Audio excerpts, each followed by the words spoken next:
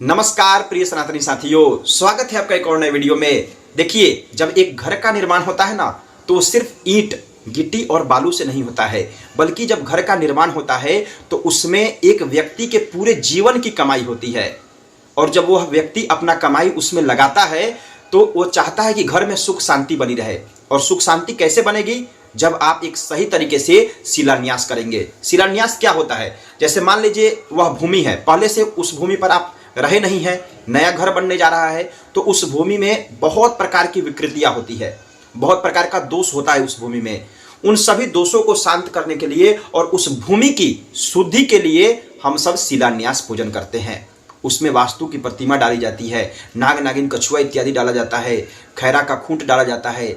यानी कि क्या क्या प्रक्रिया है, संपूर्ण विधि एकदम, क्या संकल्प बोलते हैं, वास्तु दोष क्यों लगता है, या फिर इसका शास्त्रों में क्या प्रमाण है कि यानी गृहारंभ जो पूजन करते हैं उसका शास्त्रों में क्या प्रमाण है, उस पूजन का लिस्ट क्या है, सब कुछ सिर्फ एक वीडियो में आप जानेंगे। ध्यानपूर्वक इस वीडियो को अंत तक देखिए। तो चलिए वीडियो को स्टार्ट करते हैं, ले चलते हैं आपको एक पीडीएफ पर। ये देखिए, मेरे पास एक पीडीएफ उपलब्ध है। अगर आपको यह न्यू गृहारंभ शिलान्यास पूजन विधि का पीडीएफ चाहिए तो इस दिए गए नंबर पर मैसेज करेंगे तो आपको कुछ शुल्क देना पड़ेगा, पीडीएफ आपको मिल जाएगा। चलिए ले चलते हैं आपको इस पीडीएफ में आगे। सबसे पहले ये देखिए, पीडीएफ बहुत ही सुंदर और शास्त्रोक्त तरीके से बनाया गया है। सबसे पहले भूमिका यहाँ पे दिया है। भूमिका में आपको क्या क्या मिलेगा इस पीडीएफ में, और इसका क्रम भी मैं आगे बताऊँगा। भूमिका है, इसका वेदों में कहाँ उल्लेख है, शास्त्र प्रमाण यानी कि शिलान्यास का शास्त्रीय प्रमाण क्या है, वो सब कुछ इसमें मनुस्मृति में, शास्त्रों में कहाँ कहाँ दिया हुआ है, वो सब कुछ बताया गया है।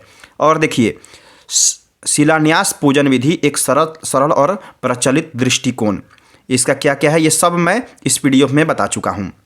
वास्तु दोष का निवारण क्या होता है, कि कैसे लगता है वास्तु दोष, इन सभी का डिटेल इसमें दिया हुआ है। अब देखिए, सबसे पहले मैं आपको यहाँ समझाता हूँ।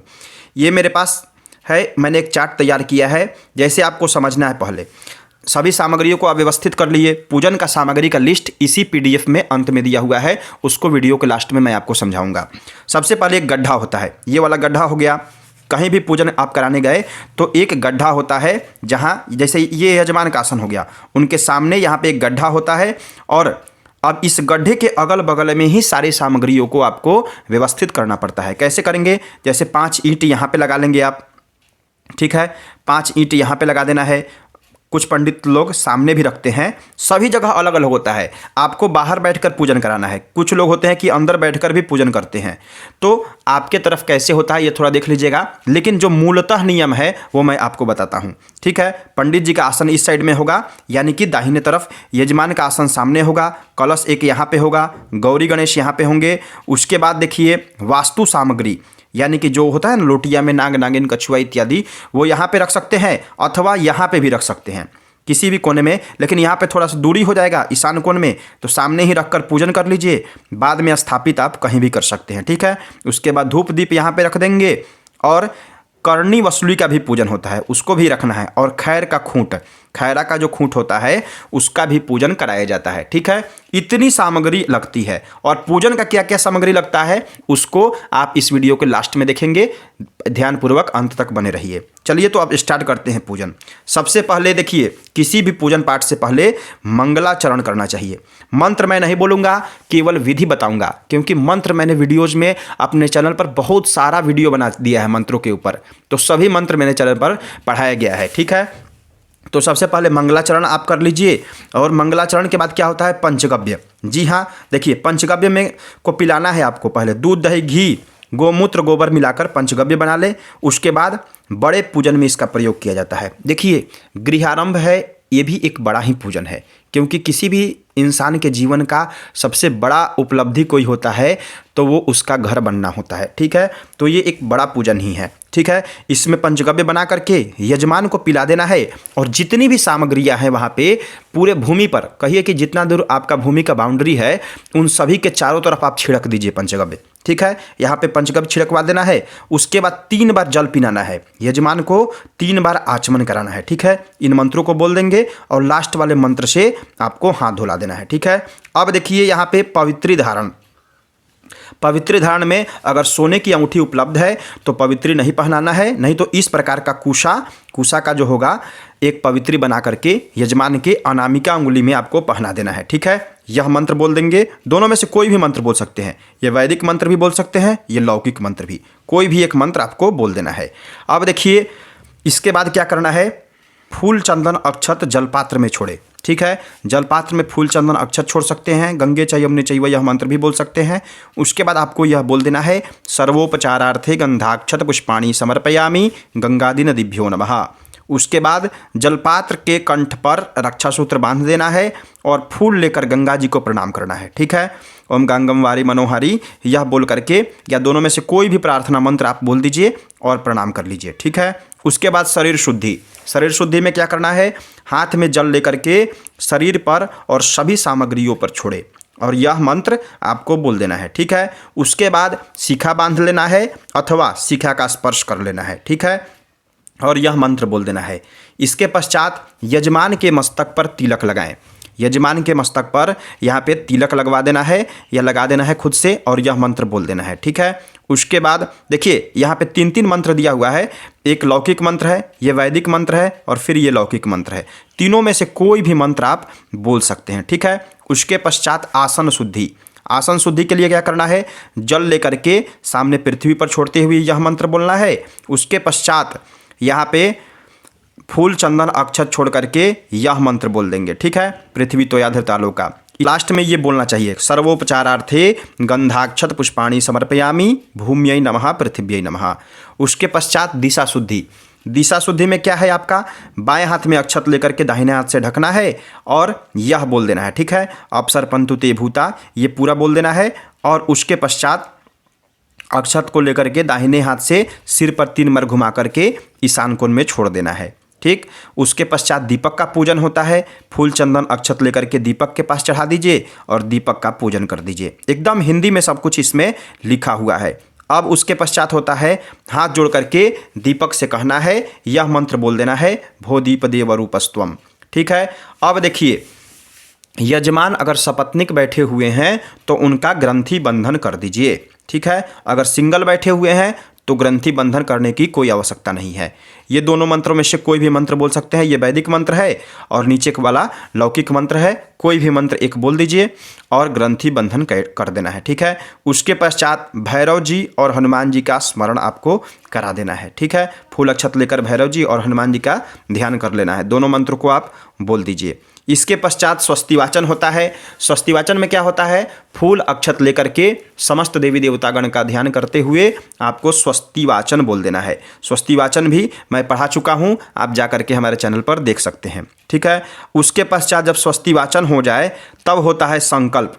जी हाँ दोस्तों, संकल्प सबसे किसी भी पूजन का मेन अंग जो होता है वो संकल्प होता है। संकल्प को मैं विस्तार पूर्वक बताता हूँ कैसे करना है। आपको हाथ में पान का पत्ता, सुपारी, फूल, अक्षत, चंदन, दूर्वा, दक्षिणा और जल लेकर के यह संकल्प बोलना है। क्या है संकल्प, ओम सूर्यः सोमो यमः कालः महाभूतानि पंच च एते शुभा शुभस्येह कर्मणो नवसाक्षिणः। ठीक है, उसके बाद आपको बोलना है, ओम विष्णुर्विष्णुर्विष्णुः श्रीमद्भगवतो महापुरुषस्य विष्णुराज्ञया प्रवर्तमानस्य अद्य श्री ब्राह्मणोहिनी द्वितीय प्रहरार्धे श्री श्वेतवाराह कल्पे वैवस्वत मन्वन्तरे अष्टाविंशतितमे कलियुगे कलियुगस्य तत्प्रथमे चरणे भूर्लोके भरतखंडे भारतवर्षे आर्यावर्तांतर्गते ब्रह्मावैवर्तके देशे पुण्य क्षेत्रे। अब देखिए पुण्य क्षेत्र में यहाँ पे जिस भी आप क्षेत्र से हैं उसका नाम रखना है। जैसे आप बिहार है, बिहार से हैं, पुण्य क्षेत्र के बाद आपको बोलना है बिहार प्रदेश से। मैं बिहार से हूँ तो बिहार प्रदेश से, आप उत्तर प्रदेश से हैं तो उत्तर प्रदेश से, महाराष्ट्र से हैं तो महाराष्ट्र प्रदेश से, आप उड़ीसा से हैं तो उड़ीसा प्रदेश से। यानी कि जिस भी आप राज्य से हैं प्रदेश के जगह पर वह रखना है। ठीक है, मंडल अंतर्गत यानी कि जो भी आपका मंडल है, ठीक है, यानी जिला समझ लीजिए, जो भी आपका जिला है यहाँ पे रख लेना है। अमुक क्षेत्रे, जिस भी क्षेत्र से आप आते हैं, यानी कि जो आपका प्रखंड है यहाँ पे रखेंगे।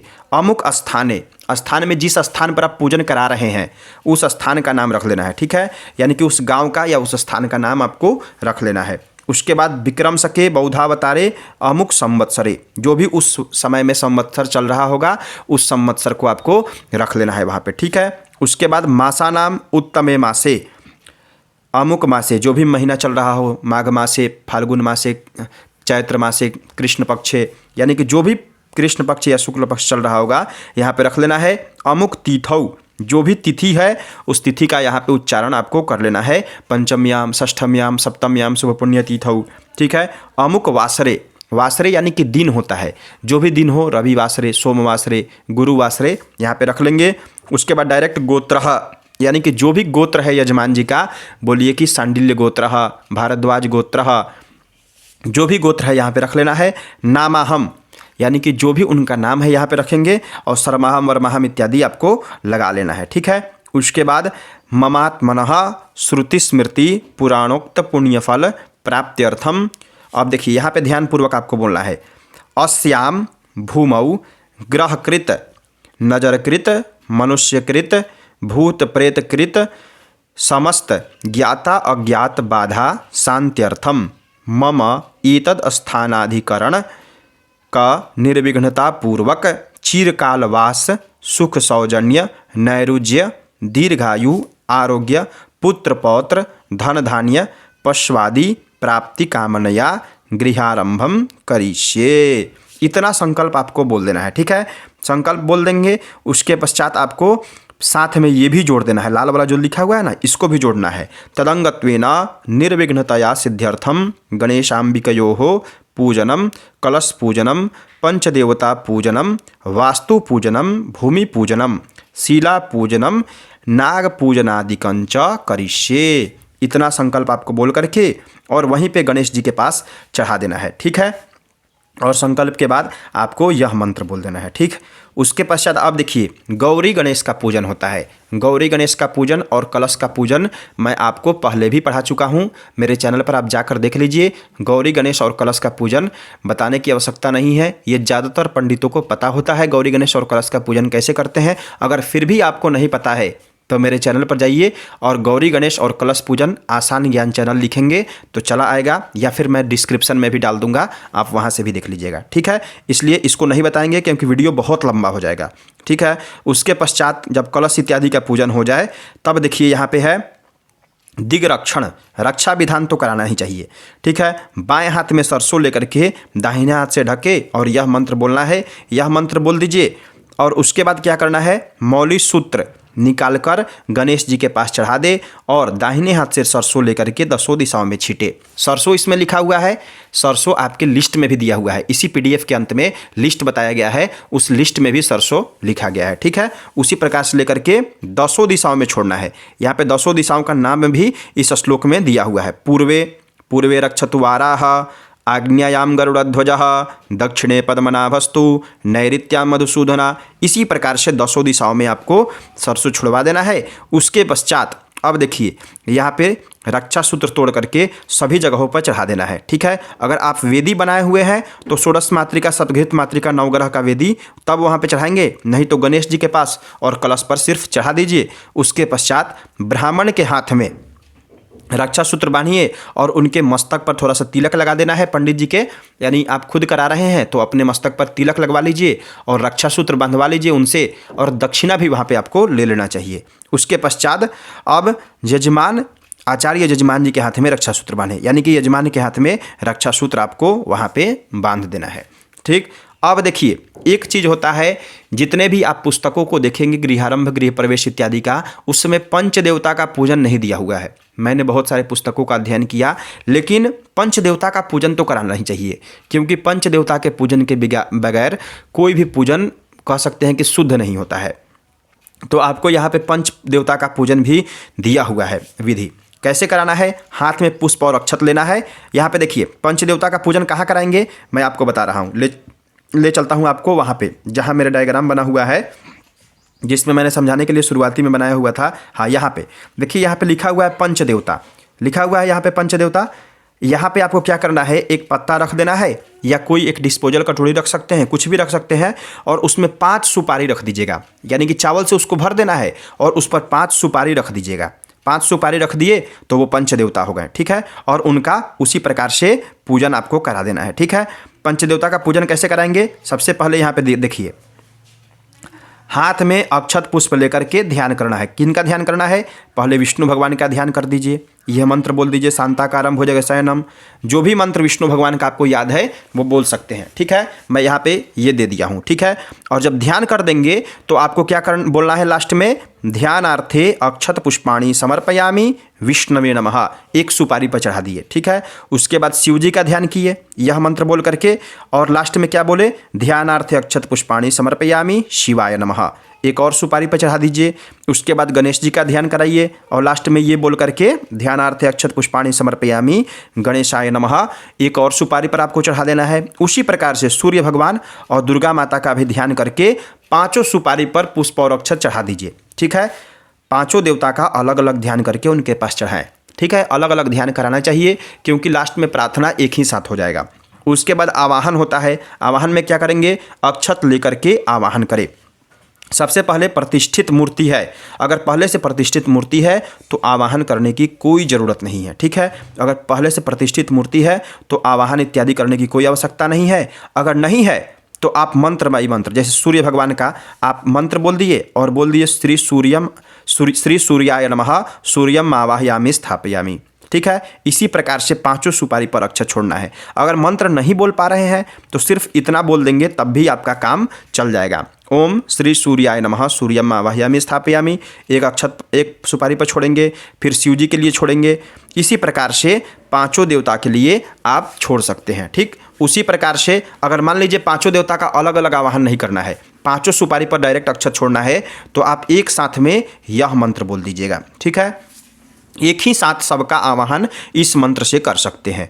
आगच्छन्तु सुराश्रेष्ठा भवन्त्यत्र स्थिरा समे यावत् पूजां करिष्यामि तावत् तिष्ठन्तु सन्निधौ। एक ही बार बोलेंगे, श्री सूर्य शिव गणेश दुर्गा विष्णुभ्यो नमः आवाहनार्थे अक्षतान समर्पयामि। इसके बाद क्या होता है, वही पूजन का क्रम सेम टू सेम। इसमें इसलिए नहीं दिया गया है क्योंकि आपको पूजन का क्रम पता है। प्रतिष्ठा कर देना है और उसके बाद 4 बार जल चढ़ाइए, वस्त्र चढ़ाइए इत्यादि, जो पंचोपचार या 16 पूजन जैसे भी करना चाहते हैं। जिस प्रकार से गणेश जी का पूजन होगा सेम टू सेम पंचदेवता का भी पूजन उसी प्रकार से कर देना है, ठीक है। सिर्फ समर्पयामि, आप जैसे मान लीजिए गणेश जी में आप बोलते हैं गंधम समर्पयामि, तो यहाँ पे बोलेंगे गंधम समर्पयामि श्री शिव सूर्य शिव गणेश दुर्गा विष्णुभ्यो नमः, या फिर विष्णुआदि पंचायतन देवताभ्यो नमः। इस प्रकार से बोल करके आपको पूजन करा देना है। अब देखिए यहाँ पे वास्तु नाग कच्छप पूजन, यहाँ पे आपको ध्यान देना है। अष्टदल कमल निर्माण, एक अष्टदल कमल बना देना है ईशान कोण में, ठीक है। और वहाँ पे आपको क्या करना है, उस भूमि को शुद्ध करके हल्दी या कुमकुम से अष्टदल बना देना है। उसके बाद तांबे का लोटिया की स्थापना उसी के ऊपर कर देना है आपको, और शुभ प्रतीकों का स्थान लोटिया में सोने का सांप, चांदी का कछुआ, वास्तु का प्रतिमा और पंचरत्न रख करके पंचोपचार पूजन करें। यानी कि जो भी सामग्री लिखी हुई है लिस्ट में आपको मंगा लेना है। सोने का सांप होता है वहाँ पे, चांदी का कछुआ होता है, वास्तु प्रतिमा होता है और पंचरत्न होता है। इन सबको उसी लोटिया के अंदर आपको डाल देना है। देखिए कहीं कहीं सोने का सांप और चांदी का नागिन नहीं आ पाता है, यानी चांदी का कछुआ नहीं मिल पाता है, तो वो लोग किसी सोनार से लेकर के पतला पतला सा आता है, अगर मुझे मिल जा रहा है तो मैं स्क्रीन पर लगा दूंगा, वैसा ही लेकर आते हैं और उसी का आपको पूजन करा देना चाहिए, ठीक है। उसके पश्चात लोटिया का स्थापना, पूजा के बाद लोटिया का मुख तांबे की कटोरी से सुरक्षित कर दे। अभी नहीं करना है, पहले पूजन करना है। कैसे करना है, आवाहन सबसे पहले आपको करना है। आवाहन में क्या करेंगे, पुष्प और अक्षत ले लेंगे। जैसे मान लीजिए आप 4 पुष्प ले लिए, 4 अक्षत ले लिए। पहले आपको यह मंत्र बोलना है, ओम वास्तुस्पते प्रतिजानी हस्मान स्वावेशो अनमीवो भवानः जत्वे महे प्रतितन्न जुखस्वसन्नो भवद्विपदे संचतुपदे वास्तु पुरुषाय नमः। एक पुष्प और अक्षत उसी लोटिया के अंदर डाल दिए। फिर यह मंत्र बोले और लास्ट में बोले नागाय नमः, उसी में डाल दिए। फिर तीसरा मंत्र बोले, लास्ट में बोले कूर्माय नमः, उसी लोटिया में डाल दिए फूल अक्षत। चौथी बार आपको क्या करना है, ओम वाराहाय नमः, और उसी लोटिया में चारों पुष्प और अक्षत को आपको डाल देना है। और लास्ट में क्या बोलना है? आवाहयामी स्थापयामी पूजयामी, इसको लास्ट में आपको बोल देना है। उसके पश्चात अक्षत लेकर लोटे में छोड़ते हुए प्राण प्रतिष्ठा कर दे। उसी लोटे में अक्षत छोड़ते हुए आपको प्रतिष्ठा कर देनी है। कैसे करना है? यह मंत्र मनोज्योति बोल करके प्रतिष्ठा आपको कर देना है। उसके बाद पंचोपचार या षोडशोपचार पूजन कर दीजिए। फूल, चंदन, अक्षत, नैवेद्य इत्यादि लगा करके पूजन उसका विशेष तरीके से कर देना चाहिए। ठीक है। अब देखिए, लोटिया में पंचरत्न छोड़े, पंचरत्न छोड़ देना है। जो भी लोटिया में यहाँ पे लिखा हुआ था ना पंचरत्न, यहाँ पे ऊपर देखेंगे तो आपको लिखा होगा पंचरत्न रखकर, तो पंचरत्न उस समय भी रख सकते हैं या षोडशोपचार पूजन कर दिए उसके बाद भी पंचरत्न रख सकते हैं। दोनों में अलग अलग नहीं रखना है, एक ही पंचरत्न है, या तो पहले रख दीजिए नहीं तो उसको बाद में रख दीजिए। ठीक है। अब अर्घ्य आपको देना है। अर्घ्य कैसे देंगे? एक प्याले में घी, लावा, दूब, और दूब यानी कि सेवार होता है। ठीक है। नदी में एक प्रकार का घास पाया जाता है जिसको सेवार कहते हैं हम लोग, उसको ले लेना है, दूध ले लेना है और निम्न मंत्र पढ़ करके उसी लोटिया में छोड़ना है। क्या है मंत्र? यह दोनों मंत्र को आप पढ़ देंगे, सर्वलक्षण संपन्ना और नीचे वाला हिमकुंदा प्रतीकाशय, दोनों मंत्रों को आपको पढ़ देना है और प्याले का दूध, लावा आदि लोटिया के भीतर छोड़ दे। यानी कि प्याला कैसा होगा? मिट्टी का ही प्याला होगा। लिस्ट में लिख दिया गया है, उसी प्रकार का आपको प्याला मंगा लेना है और उसी प्याले में, ठीक है, ध्यानपूर्वक समझिएगा, घी, थोड़ा सा घी डालना है, 2-4 लावा डाल दीजिएगा उस प्याला में। लावा कैसा होगा? धान का लावा होता है। ठीक है। लावा मक्का का भी होता है, ठीक है, लेकिन पॉपकॉर्न वाला जो लावा होता है वो पॉपकॉर्न नहीं आपको डालना है, आपको धान का लावा उसमें डालना है। ठीक है। दूध, दूब यानी कि सेवार जो होता है उसको डालना है और उसको लेकर के अंत में यह मंत्र बोलते हुए लास्ट में उसी प्याले के अंदर यानी कि लोटिया के अंदर जो आप पूजन किए हैं उसी के अंदर डाल दीजिएगा। ठीक है। उसके पश्चात अक्षत पुष्प लेकर के प्रार्थना करना है। प्रार्थना कैसे करेंगे? ये मंत्र को बोल देंगे तो प्रार्थना हो जाएगा। ठीक है। ओम वास्तुस्पतिम जगद्देयम सर्वसिद्धि विधायकम स्थापयामि देवेशम वास्तुदेवम महाबलम, यानी कि इन सभी मंत्रों को बोल दीजिए या 1-2 मंत्र भी बोल देंगे। और देखिए, विनय पूर्वक आपको प्रार्थना भी करना है। ठीक है। यजमान अगर आप हैं या फिर यजमान जी से करा रहे हैं तो आप बोलिए, क्या बोलेंगे कि हे वास्तु भगवान, इस भूमि को शुभता, शांति और समृद्धि से भर दे। यहाँ रहने वाले सभी जन स्वस्थ, सुखी और धन धान्य से संपन्न रहे। इस प्रकार से समझा करके और ये प्रार्थना का मंत्र बोल दीजिए टोटल, और उसके पश्चात अक्षत फूल लोटिया पर चढ़ा दे। लोटिया का मुख तांबे की कटोरी से बंद कर देना है। ठीक है। बंद कर सकते हैं अथवा एक रंगा जो होता है ना लाल कपड़ा, उससे भी बांध करके उसको रख सकते हैं। तांबे की लोटिया से भी उसको ढक देना है। उसके पश्चात अब ईंट का पूजन होता है। जी हाँ, ईंटों का भी पूजन होता है। देखिए, हमारे सनातन धर्म की संस्कृति कैसे हर चीज़ को महत्व दिया गया है। ईंट जो घर का नींव होता है उसका भी पूजन कराते हैं। कैसे करते हैं? 5 ईंटा को रख देना है और उस पर मंत्र बोलते हुए अक्षत छोड़ना है। कैसे छोड़ना है? जैसे बाएं हाथ में आप अक्षत रख लीजिए। ठीक है। और आप पहले बोले यह मंत्र, देखिए नंबर बाई नंबर भी दिया हुआ है, 1 2 3 4 और नीचे में 5 मंत्र है। पहला मंत्र बोले ओम नंदे नंदन वसिष्ठे वासिष्ठे वसुभिः प्रजया सह समुद्र परिवारे तुभ्यम समुद्र परिवारे त्वं देवी गर्भ समाश्रय ओम भूर्भुवस्वः नंदाय नमः नंदम आवाहयामि स्थापयामि। इसी प्रकार से सब को बोलना है। एक बार नंदम आवाहयामि स्थापयामि बोले और एक बार अक्षत पहले ईंटे पर छोड़ दिए, फिर दूसरी बार बोले ओम भद्राय नमः भद्रम आवाहयामि, दूसरे पर छोड़ दिए, तीसरी बार बोले ओम जयाय नमः जयम आवाहयामि, तीसरे ईंटे पर, चौथे ईंटे पर और 5वें ईंटे पर। पाँचों ईंटों पर आपको यानी कि अक्षत वहाँ पे छोड़ करके उनका आवाहयामी यानी कि आवाहन करना है। नंदा भद्रा जया रिक्ता पूर्णा, ये 5 तिथियां होती है और इन्हीं का आवाहन ईंटों पर होता है। ठीक है। इस प्रकार से आवाहन करना है। अब देखिए यहाँ पे दिया हुआ है ईंटों पर प्रतिष्ठा के लिए अक्षत छोड़े। ठीक है।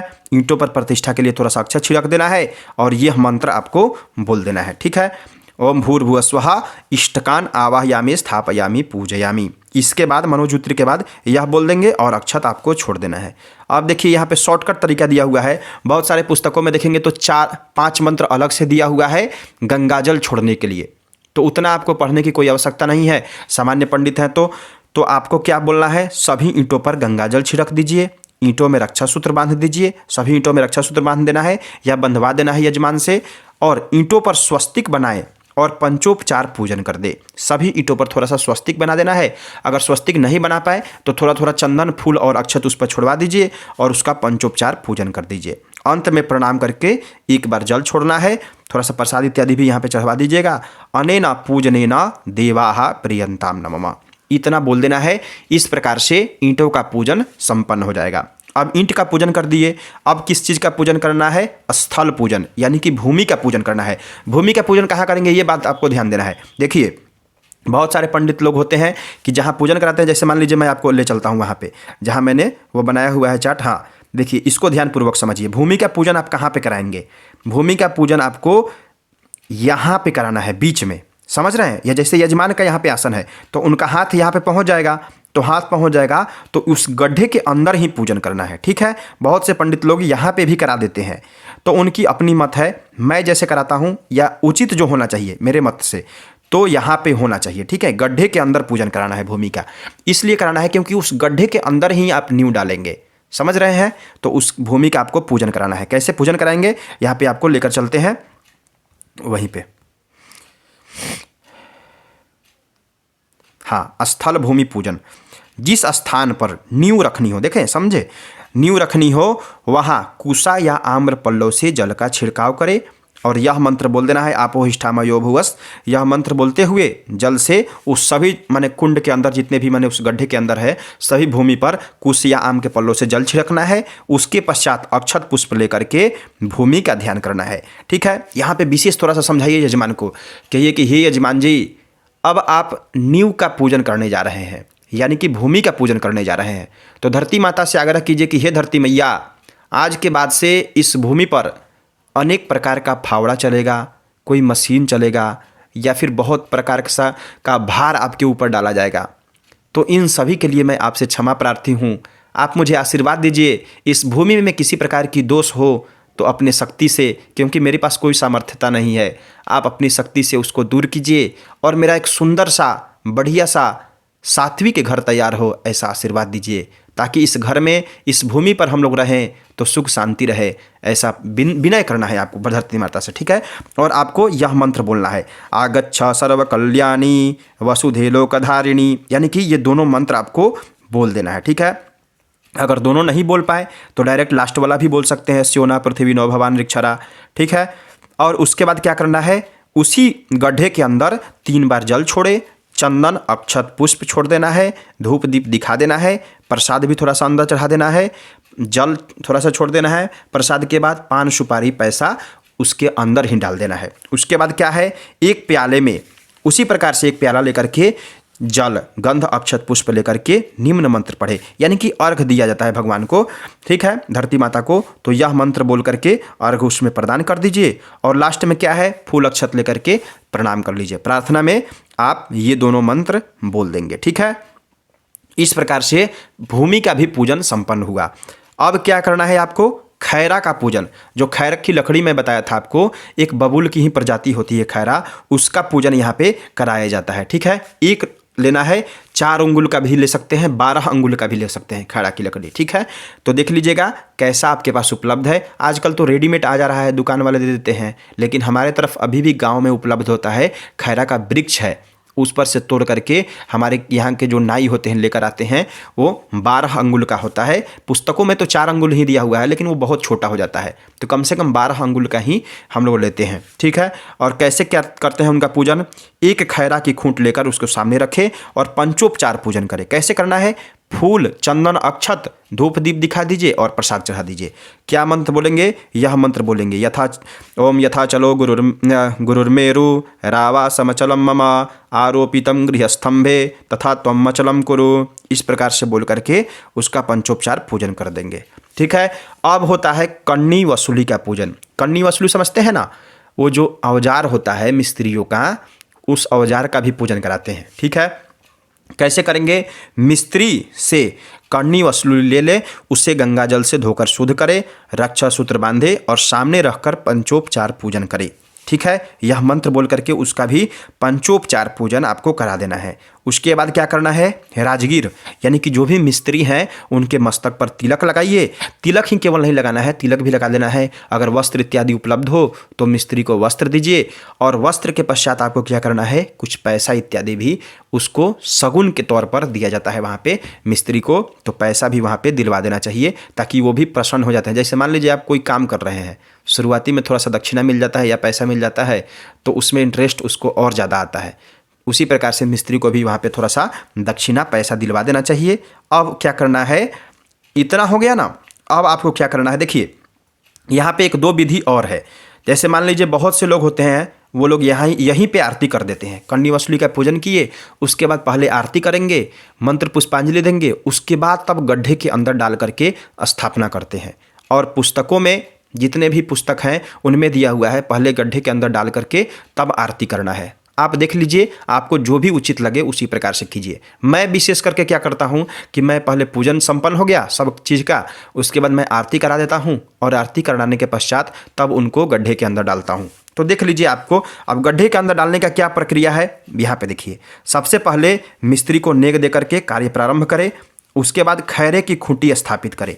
पूजा की हुई भूमि के बीच में, एकदम बीचों बीच खैर यानी कि बबूल की एक प्रजाति होती है कि लकड़ी को की खूंटी को पूरी तरह से ज़मीन में गाड़ देना है, ठीक है। उसके पश्चात तांबे की लोटियाँ रखें उसी खैरे के खूंटी के ऊपर, ठीक है, जहाँ पे गाड़े हैं उसी के ऊपर तांबे का लोटिया आपको डाल देना है, यानी कि वो हिलना नहीं चाहिए, एकदम सीधे रखना है, ठीक है।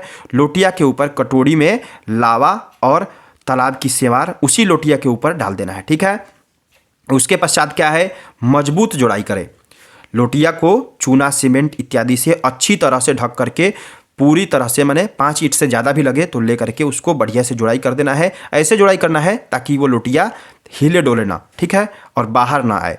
उसके बाद चबूतरा और स्वस्तिक बनाए, ठीक है। जुड़ाई करके उसको चारों तरफ से एक चबूतरा की तरह, मतलब कह सकते हैं स्क्वायर टाइप का चबूतरा की तरह बना दे, और अंत में उस पर रोली से स्वस्तिक बना करके फूल चंदन अक्षत चढ़ा दे, ठीक है। यानी कि पंचोपचार वहाँ पे भी पूजन आपको कर देना है। उसके बाद क्या होता है, फूल लेकर के प्रार्थना करें। अंत में फिर प्रार्थना करना है और श्रद्धापूर्वक प्रार्थना करना है। देखिए यहाँ पे मंत्र दिया हुआ है ना, यहाँ पे सभी मंत्र दिया हुआ है, और इस मंत्र का हिंदी अर्थ यानी कि उस मंत्र का भावार्थ यहाँ पे बता दिया गया है। इस मंत्र में क्या क्या चीज़ है इन सबको यहाँ बताया गया है। अब यहाँ पे प्रार्थना कैसे करना है, कहिए यजमान जी पुष्प और अक्षत लीजिए, श्रद्धापूर्वक समस्त देवी देवतागण से प्रार्थना कीजिए कि हे प्रभु, हे वास्तु देवता, हे भूमि मैया, आप इस गृह में, इस भूमि के नीचे निवास करें और इस हमारे भूमि को मजबूती प्रदान कीजिए और हम सभी को आशीर्वाद दीजिए ताकि हमारा घर जल्द से जल्द बनकर तैयार हो जाए, ठीक है। और इन सभी मंत्रों को बोल देना है आपको, ठीक है। उसके पश्चात क्या होता है, जब इतना करा दिए तो बहुत जगह पर हवन भी होता है, बहुत जगह पर लोग हवन भी करते हैं, तो थोड़ा बहुत हवन आप करा सकते हैं। कौन से मंत्रों से कराएंगे, ओम वास्तु पुरुषाय स्वाहा, या फिर जितने भी देवताओं का आपने आवाहन पूजन किया है उन सभी के मंत्रों से आप हवन करा सकते हैं, ठीक है। उसके पश्चात आरती करना चाहिए। ओम जय जगदीश हरे आरती एक गा दीजिए, और जल से शीतल करना है आरती को। मंत्र पुष्पांजलि, मंत्र पुष्पांजलि का इसमें एक ही मंत्र मैं दिया हूँ क्योंकि ये बहुत बड़ा पूजन नहीं होता है, 2-2.5 घंटे का पूजन होता है, तो एक छोटा सा मंत्र यहाँ पे ये मंत्र पुष्पांजलि के लिए बोल दीजिए। और अंत में दक्षिणा, मान लीजिए आपके लिए वस्त्र इत्यादि भी आया है तो वह भी आपको यहाँ पे ले लेना है, और दक्षिणा का यह संकल्प होता है, ओम अद्या विशेषण विशिष्टायाम शुभ पुण्य काले गोत्रः अमुक नामाहम, यजमान जी का गोत्र और नाम रख लेना है। कृतैतत् शिलान्यास कर्मणः संपूर्ण फल प्राप्त्यर्थम दक्षिणाम अमुक गोत्राया, यानी कि पंडित जी का गोत्र, अमुक शर्मणे ब्राह्मणाया, पंडित जी का नाम, तुभ्यम अहम संप्रतदे, पंडित जी को दक्षिणा दे देना है और साष्टांग प्रणाम करना है वहाँ पे, ठीक है। साष्टांग प्रणाम कीजिए और विसर्जन करना है। विसर्जन कहाँ कहाँ करेंगे, बाहर जो कलश इत्यादि रखा हुआ है और पंचदेवता इत्यादि उन सभी लोगों का अक्षत छोड़ते हुए विसर्जन कर दीजिए। और लास्ट में आपको क्या बोलना है, प्रमादात कुर्वतां कर्म प्रच्यवेताध्वरेषु यत् स्मरणादेव तद विष्णु संपूर्णास्या देवी श्रुति, दोनों मंत्रों को बोलना है। और लास्ट में श्री विष्णवे नमः, श्री विष्णवे नमः या श्री विष्णु श्री विष्णु श्री विष्णु बोलना है। और एक बार जल गिराना है, क्या बोलेंगे, अनेना कृतेना पूजनेना श्री परमेश्वरः प्रियताम नममा ब्रह्मार्पणमस्तु। आसन के पास जल गिरा करके मस्तक से लगा ले। प्रसाद और पंचामृत का वितरण करें। वितरण करने से पूर्व आपको क्या करना है कि मिट्टी से, यानी कि देखिए जो बाहर कलश इत्यादि रखा हुआ है ना, उसको भी अंदर डलवा देना चाहिए। जो एक कलश का पूजन किए हैं उस कलश को भी उसी मिट्टी के अंदर, चबूतरा जो बन गया ना अंदर में, उसी के आसपास में कलश डाल दीजिए। पंचदेवता का जो आसन है उसको भी अंदर डाल दीजिए। फूल, चंदन, अक्षत, जो भी सामग्रियाँ वहाँ पे अगल बगल में है उन सभी को अंदर हम लोग डलवा देते हैं। तो उन सब को डाल करके, और जो यजमान होते हैं, जो यजमान जी होंगे, उनको कहिए कि 5 बार कुदाल से या अंजुली से 5 बार मिट्टी आपको उसमें डालना है। जब वो डाल देंगे उसके बाद किसी भी कारीगर से कहिए कि आप इस पूरे को बढ़िया से ढक दीजिए और ऊपर तक इसको बना दीजिए। इतना प्रक्रिया होता है शिलान्यास पूजन का। जब वो बढ़िया से बना दे तो उसको जल के माध्यम से उसको थोड़ा सा चिकना करा देना है, ठीक है, ऐसे लगे कि कोई पिंड है वहाँ पे, ठीक है। उसी प्रकार से बढ़िया तरीके से उसको बराबर करा देना है। यही पूजन होता है शिलान्यास पूजन विधि, ठीक है। इससे अलावा दूसरा कोई प्रक्रिया नहीं है, यही साधारण प्रक्रिया है। गृहारंभ का क्या मुहूर्त है, ये सब कुछ इसमें दिया हुआ है अगर आप यह PDF लेते हैं तो, ठीक है। संपूर्ण मुहूर्त दिया हुआ है, कौन से मुहूर्त में पूजन करते हैं, कैसे करते हैं, ठीक है। अब देखिए यहाँ पे पूजन सामग्री का लिस्ट भी दिया हुआ है। लिस्ट को भी थोड़ा सा मैं समझा देता हूँ। एक कलश आपको लेना है, ढक्कन 3 लेना है, दीपक लेना है। 3 ढक्कन क्यों? एक गणेश जी बनाने के लिए और एक कलश के ऊपर रखने के लिए, और एक ढक्कन एक्स्ट्रा रहता है। जैसे मान लीजिए प्याला आपके पास मिट्टी का नहीं मिल पाया तो उसी ढक्कन में दूध, घी, लावा, सेवार इत्यादि रख करके आप अर्घ प्रदान कीजिएगा, ठीक है।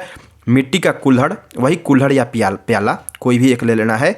उसके बाद रोली, चंदन, अष्टगंध, अबीर, हल्दी, अबरक, ये पूजन की सामग्रियाँ है। सिंदूर, इत्र, सेंट, गुलाब जल, कपूर, अगरबत्ती, माचिस, तेल दिया वास्ते, सरसों भी यहाँ पे लिखा हुआ है, रक्षा सूत्र, जनेऊ यानी यज्ञोपवीत, कपूर, सुपारी, लवंग, इलायची, पंचमेवा, घी, शहद, शक्कर, सब कुछ लिखा हुआ है यहाँ पे, ठीक है। उसके बाद तांबा की लोटियाँ, उसी के लिए वास्तु प्रतिमा इत्यादि के लिए, तांबा की कटोरी, खैर का खूंट, वास्तु प्रतिमा, सांप, कछुआ, पंचरत्न, सर्वौषधि, सप्तमृतिका, सप्तधान, शेवार, नदी का जो घास होता है, और लावा, इन सभी को व्यवस्थित कर लेना है। और धोती, देखिए यहाँ पे धोती 1 लिखा हुआ है, किस लिए? या तो वास्तु देवता को चढ़ाइए, जो लोटिया है उसी के आरी आरी चढ़वा दीजिए, या पंच देवता के पास चढ़वा सकते हैं। गमछा 2 है, एक गणेश जी के पास चढ़वाइए और एक कलश के ऊपर, ठीक। एक रंगा 2 मीटर है, किस लिए? कलश को बांधने के लिए। पंच देवता का पूजन करा रहे हैं तो थोड़ा सा वहाँ रख दीजिएगा। आप थोड़ा सा गड्ढा में भी बिछा सकते हैं, थोड़ा सा ईंट के ऊपर बिछा सकते हैं, नारियल इत्यादि को लपेटने के लिए, समझ गए। आचार्य जी का वस्त्र ले सकते हैं, यजमान जी का वस्त्र होगा, कारीगर, मिस्त्री इत्यादि का वस्त्र होगा। अब घर से क्या क्या चीज़ व्यवस्थित करना है? थाली, पूजन के लिए एक थाली चाहिए, आरती इत्यादि के लिए। जलपात्र, ग्लास, कटोरी, चम्मच इत्यादि ले लेंगे, कटोरी में पंचामृत बनाने के लिए। दूध ले लेना है, दही ले लेना है, फल मिठाई प्रसाद ले लेना है, फूल की माला, दुर्वा, शमी, तुलसी पत्र, विल्व पत्र, आम का पल्लो, अनाज किस लिए? कलश के नीचे डालने के लिए, ठीक है। चावल, अक्षत वास्ते ले लेना है थोड़ा सा, आसन वास्ते कंबल या कुशासन कुछ भी उपलब्ध हो, गोमूत्र, गोबर किस लिए? पंचगव्य के लिए। और डिस्पोजल कटोरी क्यों?